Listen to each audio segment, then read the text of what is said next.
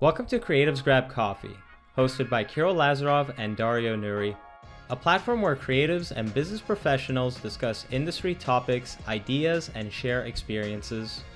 Today we welcome our guest Yang, the studio manager at SDE Weddings, which is Toronto's premier wedding videography, cinematography, and photo booth rental company. All right, well, Yang, it's great to have you on board here. You're officially our second guest. Yeah, thanks for having me, guys. Yep. So let's kind of jump into it right away. Tell us a little bit about yourself and your background. I was actually an engineering student at U of T. I did co-op for engineering. I didn't really like it. And while I was in co-op, me and my friends were just making YouTube videos during the weekends. And that was actually a lot more fun. And because of that, I fell in love with filmmaking. I fell in love with storytelling. Deep down, I think I'm a producer. But we started this business. Our business is called SDE Weddings. We shoot weddings in Toronto. This is about 10, 11 years ago. At first, when we just got into this field, we're doing everything from music videos, short films, commercials, corporate, even real estate video. But eventually, just from a business perspective, we decided to move forward just to do weddings. So we focus weddings. We've been doing weddings for the past 10, 11 years. And the reason why we did that is just because we want to have a steady source of revenue, and which we do now. And because of that, right now we're exploring producing our own content. That's cool. So how many partners do you have? I started this company with 3 different partners. I would say I'm the main person when it comes to the operation, the business. My other 3 partners, they're more like cinematographers, Steadicam operator, editors. But I manage the business mostly. But we're still shooting together as a team. And in our business now, we also have contractors for filmmaking. We also have full-time staff who shoot in our company exclusively. We also have a full-time editor. And when it gets actually busy in the summer, I do have a few assistants. So we are running a full-fledged operation. And a lot of people are running a wedding business at home, in their basement. We actually have a retail location. So it's a full-fledged business. And I would say every year, we're doing high 6 figures. I don't want to say the exact amount, but we're doing high 6 figures just in weddings. How many weddings roughly do you do a year? I can't say specifically the amount, but it's over 3 digits. Oh, wow. Okay, that's a lot. How do you find managing so many events? Obviously, there's only 52 weeks in a year, and having over 100 weddings, you're doing on average at least 2 to 3 weddings per weekend. Do you find, is it usually like that, or do you have a lot of multiple weddings in one weekend? So the wedding industry, it's specifically in Toronto, in Canada, it's very seasonal. So from, I would say, November, it really slows down, November to March. April, you start picking up because some people want to have spring weddings. The majority of weddings are basically from May to October. I would say, August, September, and July, those 3 are your busiest month. And on weekends, we do obviously multiple weddings. On Sundays, some people want to book a Sunday wedding because it's cheaper. A lot of time you do Jewish weddings on Sunday or Thursdays. And it's actually pretty trendy now. People are doing Friday weddings.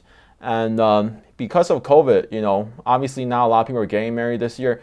People are actually getting married at different days because before the norm was to have a wedding on a Saturday. If you're on a budget, go for Friday or Sunday or for religious purpose. But because of COVID, that's completely out of the window. We've been filming weddings, on Tuesday, Wednesday, Thursdays. Speaking of COVID, how has the pandemic affected you? Like everybody else, I would say from March to July, a lot of people are scared. Everyone is staying home. Government is forcing everyone to shut down. Past July, because we're in stage 3 or stage 4, depending on what area in Ontario you're in. So people are actually starting to get married. So things are picking up for us now. But compared to last year, our revenue is down 70 to 80%, even 90% depending on the time of the year. And the weddings we have now is very different from 2019 and the other years. Like I would say in the past, on average, we have 150 guests at the weddings we shoot. Right? Usually you're shooting for, anywhere from 8 to 12, 13 hours a day. Right now, most wedding we have is anywhere from 20 to 50 guests, just because that's the maximum allowed by the government, right? And it's normally anywhere from 2 to even 6 hours.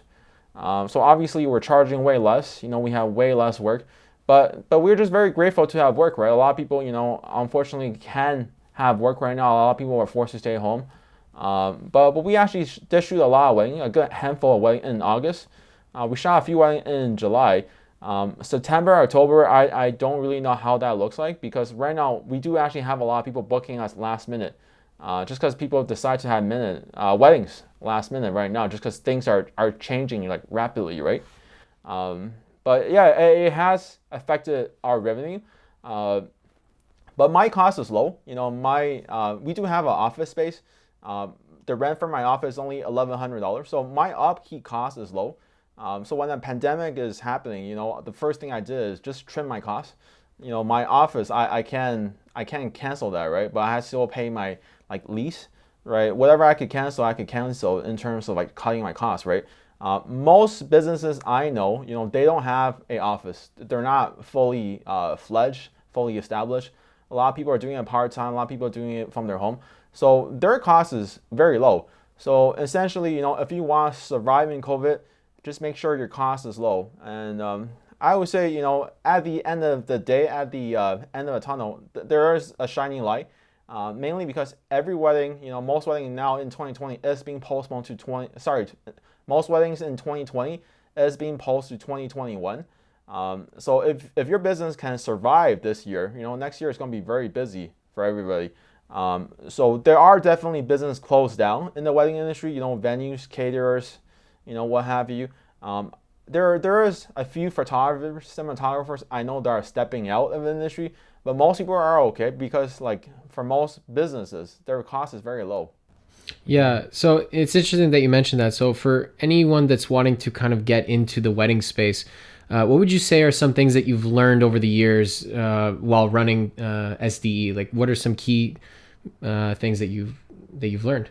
I guess I'll tell you why I decided to take the direction of our company into shooting weddings.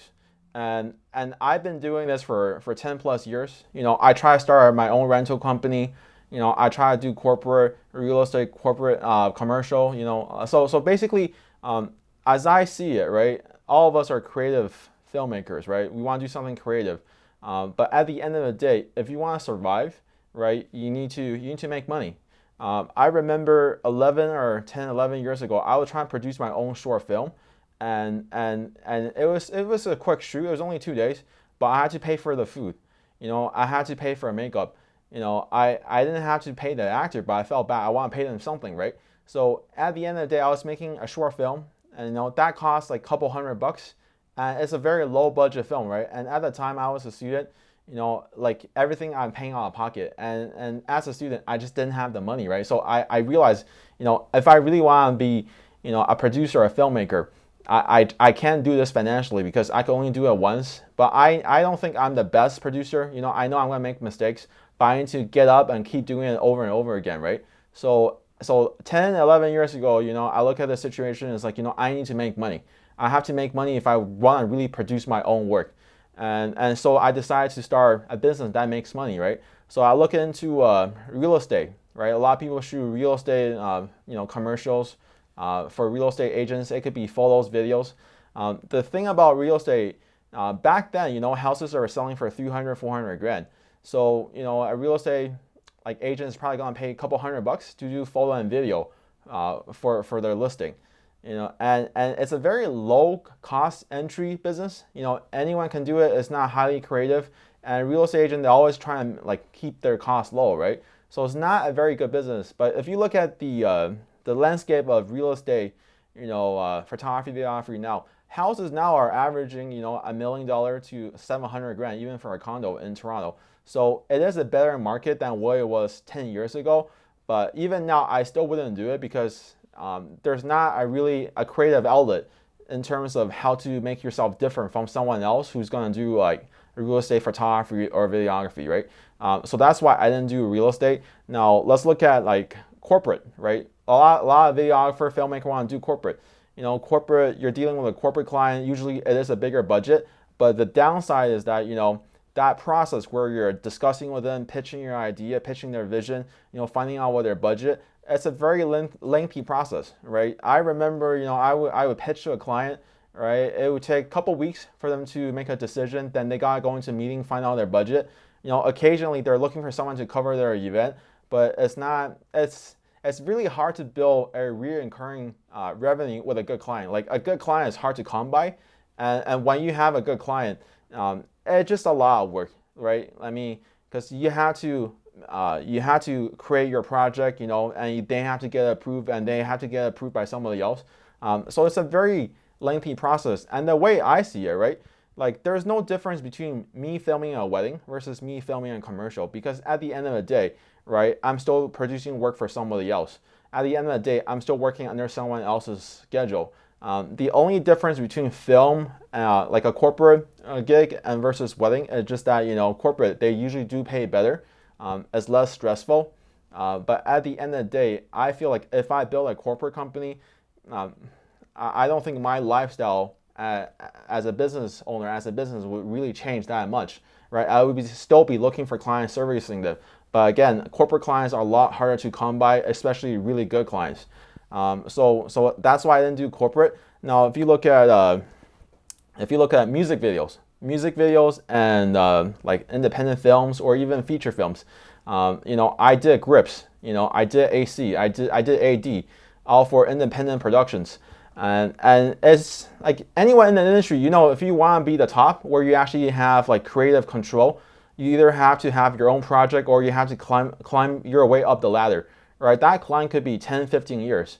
And some people are okay to grind it out for 10, 15 years, be an intern, work your way up. Eventually, you prove yourself and you could do your own work, right? And again, on the other hand, if you want to have any creative impact, you have to do your own independent project. And it goes back to the point I was making earlier. If I want control as a creative person of my own project, like I need to have money, because you really do need money to produce something like worthwhile, right? Like sure, you could get your friend to be actors. Sure, you could get your makeup contact, to work for free for a day, right? Maybe you could talk to this venue, that venue to pitch in to let you shoot for free, right? But when you do have a budget, you could spend it on crew, you could spend it on, production, you could spend it on like anything, right? Money at the end of the day, in my opinion, makes a difference about how the work is, right? Of course, like if you spend a lot of time and effort, a lot low budget independent filmmaker make amazing work, right? But again, it's hard. Those people that are spending like years of their life, putting all the pieces together. And I just never want to do that, because I know like I need to make multiple films, multiple projects before it really hits the shelf, right? So that's the creative project. And also, like when you're starting out, if you're looking to shoot music videos, independent films, the clients at the lower end are usually harder to deal with, and you really have a lot of limitations. It's only when you have bigger budgets and you can really like show your creative vision, right? And because everything I said, I just felt like if I want to run a business to make money and be in this industry, I felt like the wedding industry is probably the better industry. And I'll explain why. Because when you meet a bride and groom, right, who's looking to get married, who's looking to hire you, potentially to shoot your wedding, right, they have an incentive to book you as soon as possible, because usually they have a day schedule, right, and that day is fastly approaching. So they have a deadline. So they have incentive to make the deal, make the purchase with you. Whereas if you're working on a corporate client, like a lot of times they don't really need it. These are things nice to have, right? They don't have the same purchase impulse, purchase demand they need. And also weddings, a lot of time it is an emotional event for most couples, and because it's emotional, people are willing to spend more money, right? I'll give you an example. There are luxury like filmmakers, wedding photographers who are charging anywhere from 8 to 10, sometimes even 20 grand for a day of work, right? I mean, that's a lot. That's really, really a lot, right? And the reason why they could get away with it is because people are spending based on emotion, and also there's also a demand constraint because a supply constraint, because you as a person who's providing a service, right? Like you could only shoot one wedding a day, right? If you're booked for that day, you can't shoot for any other wedding. So there is an opportunity cost, so for you, like your supply is limited, and because of that, you could jack up your price. And so the economics in the wedding industry, in my opinion, is very favorable to the vendor, to you as a business owner. Like I said, because you have the supply constraint, people are making a emotional purchase, and people have the incentive to book you as soon as possible. And also the last thing I think I really like about the wedding industry, it is a very referral-based industry. So if you shoot someone's wedding, right, they're gonna have like 150 to 200 guests. If you have a kick-ass video, their friends see it, they're probably gonna contact you, want to book you, right? So it was very easy for us once we got into the wedding industry to keep growing our business, just because we do decent work, we charge a fair price, and our name just gets around just because we run the business. So that's why I got into the wedding industry, just because it's just very competitive, and it's also very I say advantageous for you as a business owner.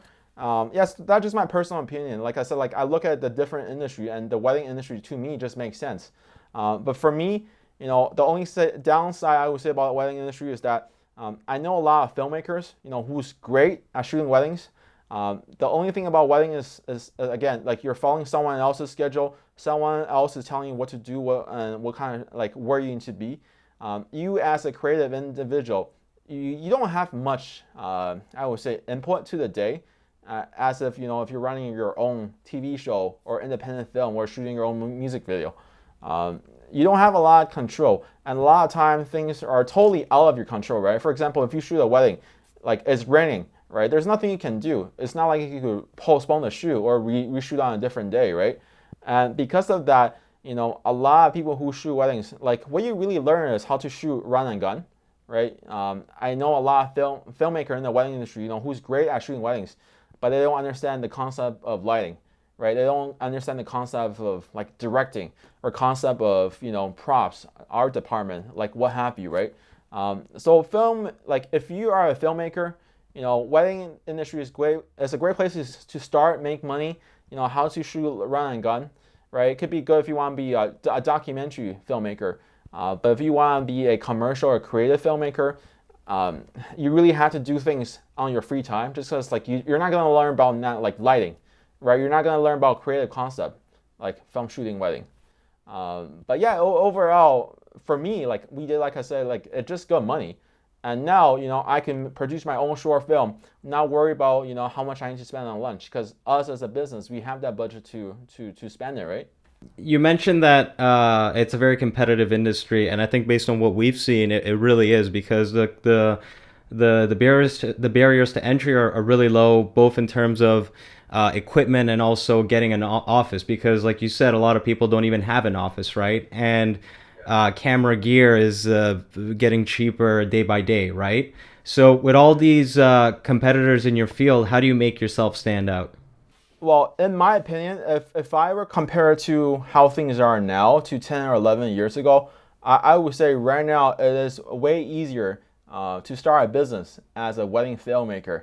I remember 10, 11 years ago when I was just started doing weddings, right? Facebook was around, but you can't really advertise on Facebook. That function wasn't there yet, right? There wasn't Instagram. So when I started this like a decade ago, I was, like asking everyone I know on Facebook, by phone, right? Do you know anyone getting married? We love to shoot their wedding, right? Now, you could just, shoot your friend, post an ad on Instagram, right? Just you could advertise yourself. So it's a lot easier to advertise, get your words out. So right now it is easier. But for us, I would say how we started is that, like we really hustle. I remember like 10 years ago, I was waiting outside the Civic Hall in Mississauga, waiting for like couples who looking to come to book the venue. I'm there. I went there for like a day or two, hoping to book people. Then I realized it doesn't work. But it just to show you, it is way harder to find couples back then. But now, you could run an Instagram ad, you could run a Facebook ad targeting people who just got engaged. So it's a lot easier to start a business now. In terms of how to differentiate yourself, I would say at the end of the day, you have to understand like your position, right? When we just started shooting weddings, we weren't charging a lot. We were charging like $500 to $1,000. That's how much we charged in the very beginning. We shot a few weddings for free. Then eventually we raised our prices year by year. And I would say if you want to do this competitively, professionally, your first goal should be doing this on a full-time basis, or shoot enough weddings that you can live off of just shooting weddings, right? So that's the first thing, because there is a difference from someone who's doing it part-time versus someone who's doing it full-time, right? Like you're focusing more on running the business, you're focusing more about how to get more clients. So that's your first goal, and think about like pricing, right? If you charge very expensive, sure, you're not gonna book a lot of clients. If you're really thinking about starting a business, your goal should be getting as many customers as you can in the first 1 or 2 years, because you're gonna keep raising your price, but the clients you have will be advertising your business, right? You get a lot of referrals. If you're good at what you do, you can network, right? It's very easy to network now versus 10 years ago, right? All the planners, all the venues, they have Instagram account, right? You could say, hey, I'm new in the industry. I'm willing to shoot, a little bio about you, or maybe a little commercial spot for your business. Just so you get to know me, just so I want to work with your client potentially for you to consider us. So there's a lot of way you can do creatively in terms of like, reaching clients, and it is way easier now. And aside from that, right, some people could say, oh, at the end of the day, everyone's using Steadicam. At the end of the day, we're all shooting weddings this way and that way. There are still ways to differentiate yourself as a business, right? One of the key examples I always tell people, I speak to, I do consult businesses on the side, anyone who's in the wedding industry. So yeah, I do consult, but one of the big examples I usually tell people is that, every one of us know how to cook, right? Maybe something basic, we all know how to microwave, a fast, like something from the fridge, right? And some of us might be more advanced, we could make rice, fried rice, every one of us can know how to cook. But you look at it, why are there so many restaurants in the world, right? Why are there McDonald's? Why are there, KFCs? And every year, why there are new restaurants, starting up, right? So if you think about it, all of us can cook, but yet there are so many restaurants. So what that means is that, it doesn't matter, there's a lot of competition in the industry. As long as you have a business, you have a model, you understand what you're servicing, what you're providing, how you can stand out, you could still be a successful business owner, especially in the wedding industry as a filmmaker. If there are so many restaurants, and so like I would say restaurant is super competitive, but yet there's still so many restaurants starting up, right? So as competitive as the wedding industry is, especially for filmmaker, it's not as competitive as, the food industry, right? So if you really want to start, there's definitely ways for you to be successful, right? Again, you just have to look at your branding, right? What is your message, right? It could be, you want to deliver your video like in the same week, right? It could be something small like that to make yourself stand out. It could be like, what you politically support. Maybe you want to support, a special cause, and you could donate a percentage of your revenue to that cause from your business. That could potentially align to someone who's looking, who believe also in that cause. So there's a lot of ways to differentiate yourself. But yeah, it is competitive. But like I said, the food industry also very competitive. But there are, again, so many restaurants starting up every year, and all of us know how to cook, right? Same in the wedding industry. Everyone can take a video on our phone now, but people are still hiring videographers. People are still hiring cinematographers, and there are so many businesses already. But you can still start one right now. You just have to work hard. You have to hustle, get your client, get your name out, and just be creative. What role would you say story still plays in your content? When it comes to telling a story, you have to tell a story for your client, and you have to tell a story as a business. So obviously, depending on your style, right? Like different filmmakers have different style. Some people want to tell a story from visual. Some people want to tell a story based on what people say in speeches, in their vows, things like that. Some people want to tell a story chronologically. Some people want to tell a story from a non-linear perspective. So if you want to be a filmmaker in the wedding industry, like look at different videos, find out what storytelling really resonate with you. I would say if you really want to stand out as a brand, the stronger your story is, the more unique it is, the more likely you're going to stand out from the crowd, right? What are some of the first steps that you need to take as in the wedding industry to grow your team, basically? Like, do you take on a lot of people that are more full-time, or do you feel like you have to kind of at least start with doing only freelancing, like having freelancers come in a lot? How do you take that next step to build the core team for SDE? Usually when you're starting a business, you're either starting it by yourself or starting with a couple partners. Who you are, who's your partner is actually, I would say, the hardest thing you have to make to start your business. Normally, I don't recommend you starting your business with your spouse, just because a lot of people do go through relationship issues. A lot of time you don't see head to head, and you're gonna bring that to home. So usually I don't recommend you starting a business with your significant other, but in the wedding industry, it does happen quite often. Again, I don't advocate for that. So that very first thing. And that second thing is, let's think about what it's like to what it means to run a business, right? There's a difference between running a business versus building a business. Like if you're running a business, you're just doing the day-to-day operation. You're meeting clients, you're booking clients, you're shooting weddings. The difference between that versus building a company is about, taking things to the next level, right? How to reach out to more vendors, things that will actually, grow your business. So a lot of people get into the mistake of just running the business and not building their business. And then we talk about at what point, you should hire people. So let's say, like one of the biggest mistake I was facing when I first started this business is that I was trying to do everything myself. Even though I had partners, they're just running the business, they're shooting and editing the weddings, but I'm the one who's doing the marketing, the business, the sales. And one of the mistakes I was trying to do everything myself. I was trying to handle everything. And I would say, as soon as I learned how to let go, delegate my responsibility, that's when my business started to take off. Because you as a business owner, the more you could delegate, the more you can do, right? You could do more important things like leading the direction of your business, reaching more clients, generating additional sources of revenue. A lot of tedious things that you have to do repetitively. If you can't afford it, I would say always delegate it. And when it comes to delegation, that's where we're talking about like building a team, right? We could be delegating, your office work, right? We could be delegating actually shooting your wedding or editing your wedding. And a lot of times, it just depends on the size of your business.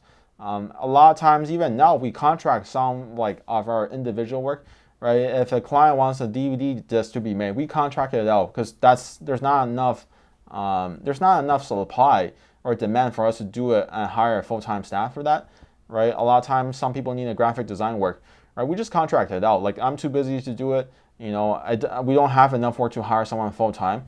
And in terms of filming weddings, right, we have people who's full-time and we have people who are like freelancers. But again, at every wedding, we try to have someone who's full-time and just having someone freelance to assist, right? Now, when it comes to building that team, especially people on your team who can shoot your wedding, I would say what you want to do to build that team is you want to have a standardized process. So as much as you can, write down everything you're doing on a piece of paper so people can read it, follow it. Or we have a lot of training to go over our procedures. So the more steps, the more procedures you have, it's just easier for people to follow. And every time you train someone new, follow the same procedure. And again, depending on the skill of someone who want to join your company, right? They could be very beginning to very pro. So that process is very different. But usually for someone who with no skills at all, but they have a lot of interest, enthusiasm, we just bring them along to wedding to show them what we do for 1 or 2 weddings. Then they just follow us to shadow, to assist. Then after 6 months to a year, then we get them to maybe shoot. And eventually they take the role of a second videographer or cinematographer. Then, 2 or 3 years, when they're good enough, they become lead. So it is a process. A lot of time you do have to invest money and time. on someone who's want to join your team. Sometimes it does pay off, sometimes it doesn't. But if you want to grow as a business, you do have to invest in new people. And I think it's also a good thing to invest and hire new people because when you run a company or when you're in a group of people, right? If it is same group of people, over and over again, your ideas, your shots, your creative vision is all going to become very similar just because, you don't have any fresh voices. So a lot of time, it makes sense to hire someone new just to inject that energy, right? Someone new might see something differently. They might question you, why are you doing this instead of that way? And usually having those new voices, it just keeps everyone energetic, everyone focused. Just because, like, again, if you're in the same group of people, it's gonna be the same thing eventually. So you want to have those new voices. And anytime we have someone new coming to our company in our business, I'll ask them, what do you want us to change? Like, what do you see us improving? Mm-hmm. What are some next steps for your company? Deep down inside, I would say I'm still a producer. I one day, I imagine myself winning the Oscar one day, believe it or not. That's my dream, to win my own Oscar. But like realistically, I know that if I really want to pursue and reach that level, I had to be out of the wedding industry. Because there is limitation in the wedding industry. Like you're not really telling your own story. You're capturing someone else's story, and it is a sad truth. I'll give you some personal story why sometimes I would say the wedding industry is not something you can do as a creative individual forever. I shot a wedding personally myself, I think 2018, 2017, and I saw the couple last year. I remember their names. I even said hi to them, but they didn't recognize me. So as much as they love my work, a year or 2 years later, I was just there filming their wedding. I don't think I have that much impact on their life, right? Unfortunately, a lot of people do divorce.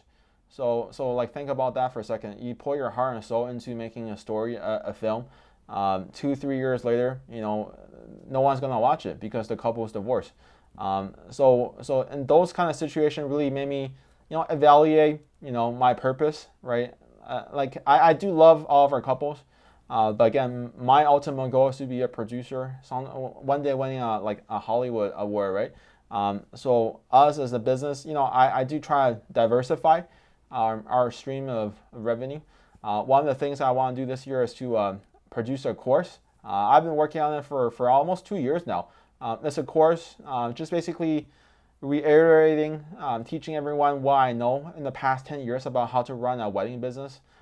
It's applicable not just to filmmakers. You could be a photographer, DJ, wedding planner, venues. I just want to teach people how to book more clients, book more sales in the wedding industry. So that's something I want to do. I want to create a digital product because a digital product is great because when you shoot a wedding, right? It's same as shooting a music video, shooting corporate. You have to show up, right? You have to work, then you get paid, right? If I make a course, I'm working on it for a year or 2 years. I produce a video, and afterwards I just advertise, right? So that's a one-time cost to produce that content. I can keep selling it. Whereas weddings, right? Even shooting corporates, you have to get up every day to work. It's interesting that you mentioned how when you shoot the weddings, you put all that energy and effort into it, and then you never know what happens with the couple later on. I feel like that is a discussion that not a lot of people typically have. I remember early on when we were shooting weddings many years ago, we noticed that one of the couples we filmed the wedding for, they got divorced. No, it wasn't one. It was a few. There was the studio we were working with. They had this blackboard, and there were a bunch of couples' names crossed out. And we're like, oh, what happened? Did you guys finish editing their videos? It's like, no, they got divorced. And they were 4 or 5 months after we shot the wedding. And it's like, wow, that kind of hit us. And, at least from your perspective, do you hear a lot about what happens with your customer or with your clients afterwards? Or do you know if any stay together or get divorced? Or For me personally, no, just because the number of wedding we do every year, I mean, some people do stand out in my mind, but I don't have a personal connection with many of them just because we do so many weddings. But if you're running at a smaller scale size, sometimes you do know your client a lot more. especially if you're starting out, you're very like in the luxury market. But it is quite common, believe it or not. I know a lot of people with like couples departing before the wedding, after the wedding, or a few years after the wedding. So it's just how it is, right? And that's why, personally, I like to make something I could look back 20, 30 years from now and say I'm either proud of it or not proud of it. But 20 to 30 years from now, you as a creative individual, can you really look at a wedding video and have anything to say about it other than what that day was like? So it is a hard thing to think about. It's very philosophical. But again, try not to think too much about it, right? Just try to run the business, make money, and just diversify. Yeah. What would you say is the future of the wedding industry in Toronto and maybe even as a whole? If you look at overall market, right? Like, believe it or not, right now, not everyone gets a video for their wedding. Most people will get a photographer. Almost 100% of people will get a photographer for their wedding. I would say 1 in 3, 1 in 5 weddings will actually get a video for their wedding. Mostly because weddings are more expensive, right? And they just want to budget it out, right? And photography is very expensive. But so that's one of the things about the industry for filmmakers. A second thing for filmmakers that like when we started, right? If you want to do a Steadicam, right? We had to get a Merlin or a Glidecam, and you had to practice it, right, for at least 2-3 months to get good at it. Right now, you could just buy the Ronin S, right? Like a gimbal. Anyone can buy a gimbal, balance the camera for 10 minutes and get some decent shots. So it's definitely way easier to shoot weddings. And because of that, there's a lot like up and coming people in the industry. But like I said, it's like the food industry, right? People are gonna come.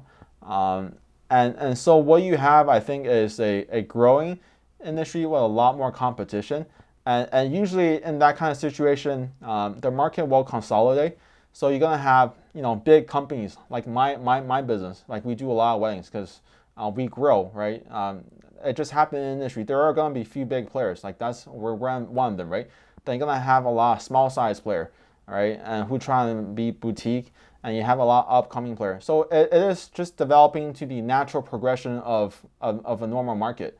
I mean, is the market declining or increasing? That's hard to say, because on average, brides are getting married at a later date than before.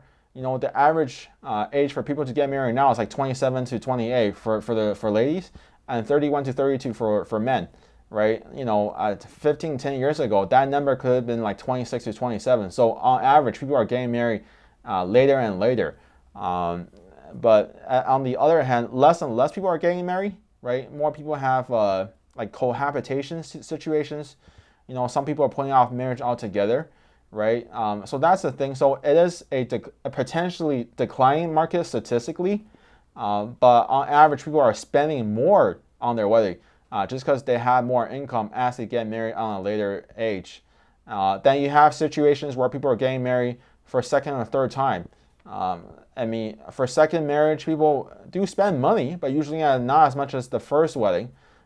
So the market, I really don't know where it's going, but there's a lot of trend. People are spending more, getting married later. Less people are getting married, but you have more second and third marriages. But for video, it can still be a growing market. A lot of people have iPhones now. A lot of people have Instagram. You have TikTok. So people are getting exposed to video a lot more. That exposure could lead to more demand. So it's hard for me to say, but I could see it go either way. It could go up or down, just depending on how things are. I don't have a clear picture, but yeah, these are the kind of things you want to keep in the back of your head. So we're pretty much at the end of this. Why don't you share with us a funny moment you had on a shoot? A few years ago, it was just such a chaotic day, right? We had wedding Saturday and Sunday, and I just finished shooting the bride or the groom, I forgot. I went to the church, and I saw a different photographer out there. I was really confused. And I told him, the bride is coming in. And the guy looked at me, he's completely lost. Like, who is this guy? And I waited. I'm like, I don't recognize anybody at the wedding. And what I realized is that I was at the wrong church. So I went to the church I was supposed to go for Sunday on Saturday instead. So I rushed back to my own wedding. I was a little bit late, but my second cover for me. So that's one of the funny things I've done. It's interesting that you mentioned about how there's always like some chaotic moments that happen at weddings, and even sometimes something very minuscule is like one of those memorable moments. I remember one of the first years that I was shooting a wedding. Unfortunately, Dario wasn't there for this, but he heard the story and he likes to remind me every now and then about it. But there was this one moment where, when you shoot in a hotel room, depending on the hotel, it can get very cramped, very tight, and not as a lot of room for your equipment. And I remember once the bride was in the bathroom getting her makeup on, getting ready. And I'm in there with he's already laughing. He knows which story I'm talking about. The photographer and I were both in there trying to get our shots. And I had this really big tripod. And as I'm like about to set up my shot, I'm like, hold on a second. I just got to spread these legs wide open. And I put the tripod down. Nobody said anything. And then I'm like, I meant the tripod. And then they both looked at me like, you didn't have to say you didn't. Oh, wow.